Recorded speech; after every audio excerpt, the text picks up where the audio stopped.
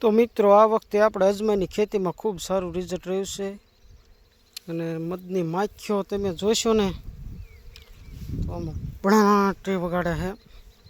અજમો આપણે ખૂબ સારો થયો છે. હવે મધ એટલું આવ્યું છે, ધોમ મધ આવ્યું. મધની માખીઓ ખૂબ ઝાઝી પ્રમાણમાં આવી છે. એટલે આ વખતે આપણે અજમામાં બહુ કાંઈ કાશી ન કરીને કાંઈ નહીં, બહુ સારું રિઝલ્ટ લેવાનું છે. ના કરું મદદ આવ્યું છે, ભણાટી બોલે.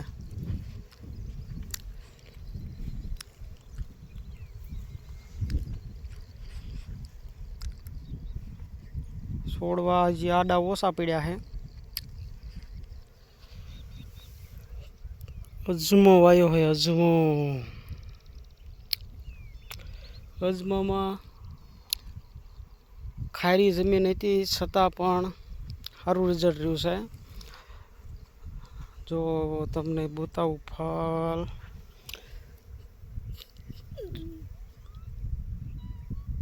આ ફૂમકી જુઓ.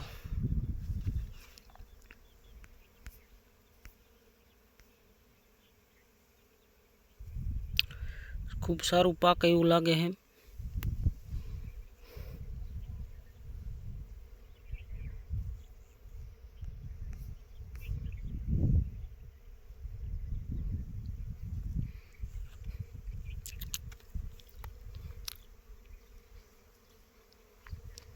આપણે વાડીએ પાણી હાલે છે.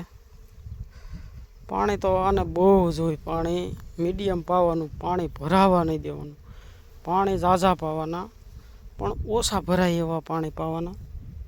અમુક અમુક છોડવા વહેલા હતા, એમાં પાક સારો છે. બી ફેર હતું એમાં. બાકી માખ્યું તમે જુઓ ને,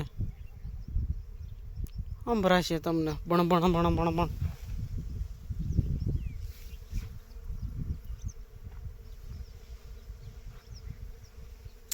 આમ છોડવો વધ જ કરે, ન કરો ફાલ લેતો જાય ને હાલ્યો જ જાય.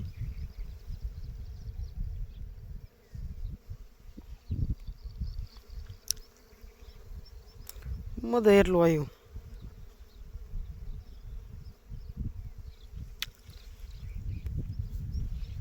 ખૂબ સારું રિઝલ્ટ છે. આમાં એક દાણ નીંદ્યું હતું, 2 દાણ યુરિયા નાખ્યું હતું, ડીએપી વાયુ તો નાખ્યું હતું.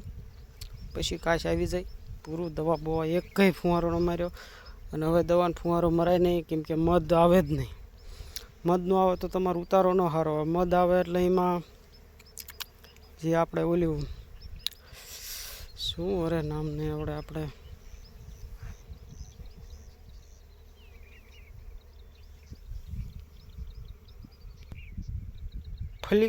ફલીકરણ ઓછું થાય. આમ મધ તો જરૂરી જ છે. ગમે એ પાકમાં મધ આવે ઉતારો સારો આપે અને પાકનો બહુ સારો થાય. ક્યાંક કેડ હમોન આ બધું અજમો આપણે સરસ જ છે.